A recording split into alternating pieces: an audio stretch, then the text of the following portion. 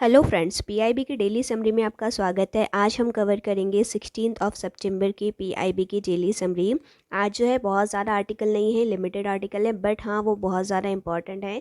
इनमें से आज का एक आर्टिकल है जिसमें से एक क्वेश्चन आपके सेबी के एग्ज़ाम में आने का बहुत ज़्यादा चांसेस है, और पीएफआरडीए के एग्ज़ाम में भी। तो वो क्या है क्वेश्चन मैं आगे आपको बताऊँगी। छोटा ही रहेगा वीडियो को एंड तक ज़रूर देखिएगा, इंपॉर्टेंट है, एक क्वेश्चन एग्ज़ाम में ज़रूर आएगा। तो देखिए, सबसे पहला आज का जो हमारा आर्टिकल है वो है मिनिस्ट्री ऑफ कॉरपोरेट अफेयर्स का। क्या है पूरा आर्टिकल वो हम देखते हैं। मिनिस्ट्री ऑफ कॉरपोरेट अफेयर ने यहाँ पर रिवाइज किया है threes hold limit of paid up capital of small companies. ठीक है, लेटेस्ट रिवीजन जो हुआ है ईज ऑफ डूइंग बिजनेस को ध्यान में रखते हुए हुआ है स्मॉल कंपनीज़ का।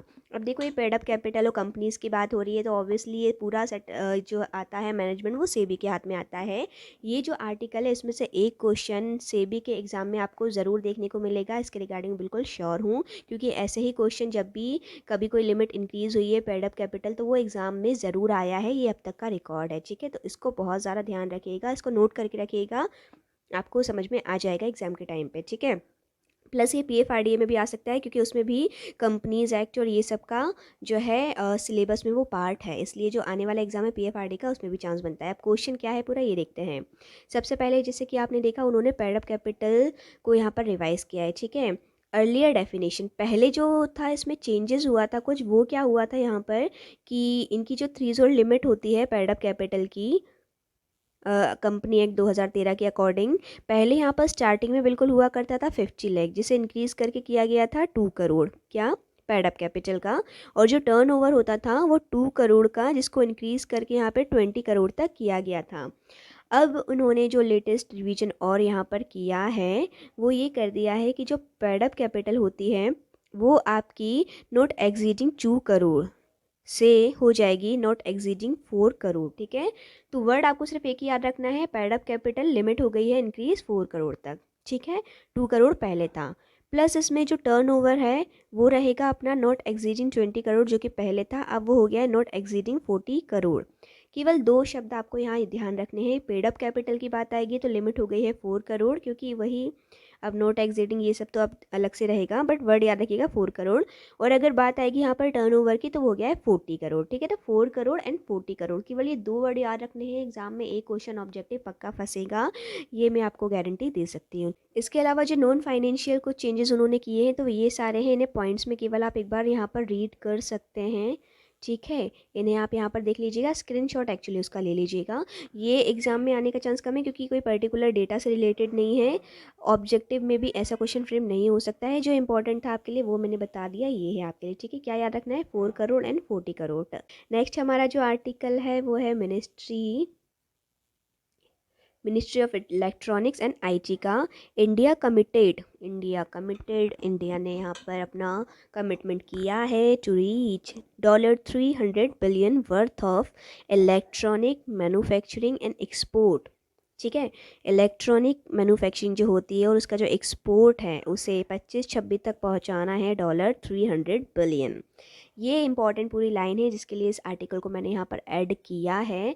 अब ये किसके बेस पर हुआ है, एक्चुअली मिनिस्टर ऑफ स्टेट है, उन्होंने विजिट की है यहाँ पर, और India's first lithium cell manufacturing plant जो कि तिरुपति आंध्र प्रदेश में बना है। ये आर्टिकल को मैंने कल भी कवर किया था, जिसमें इससे रिलेटेड कुछ इंपॉर्टेंट चीज़ें बताई गई थी, बट आज जो नया ऐड ऑन हुआ है जिसके कारण मैंने दोबारा से ऐसा ऐड किया है। इंपॉर्टेंट चीज़ यही है कि जो इन्होंने टारगेट रखा है एक्सपोर्ट का। ठीक है, एग्जाम में टारगेट बहुत पूछे जाते हैं कि इस पर्टिकुलर चीज़ का क्या टारगेट है, उस पर्टिकुलर चीज़ का क्या टारगेट सेट किया गया है, तो ये आपको पता होना चाहिए।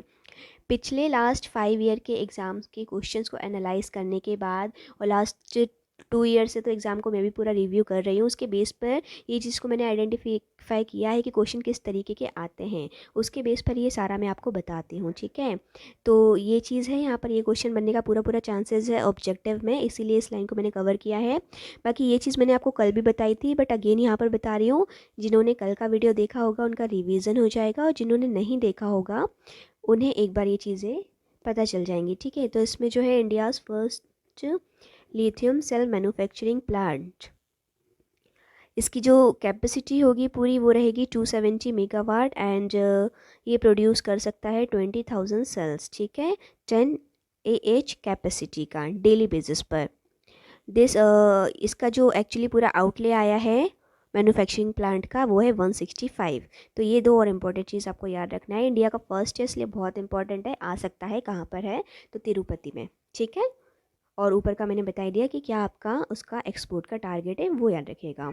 चलिए, ये इंपॉर्टेंट चीज़ केवल इतनी रहेगी यहाँ से। नेक्स्ट है आपका ministry of agriculture and farmer welfare, कृतज्ञ 3.0, a national level hackathon on crop improvement by ICAR। Crop improvement के लिए ये हैकथॉन यहाँ पर किया गया है। कृतज्ञ 3.0 इसका नाम दिया गया है। तो क्वेश्चन ऐसा आ सकता है, कृतज्ञ 3.0 किसके लिए है, तो ये क्रॉप इम्प्रूवमेंट के लिए है, ठीक है।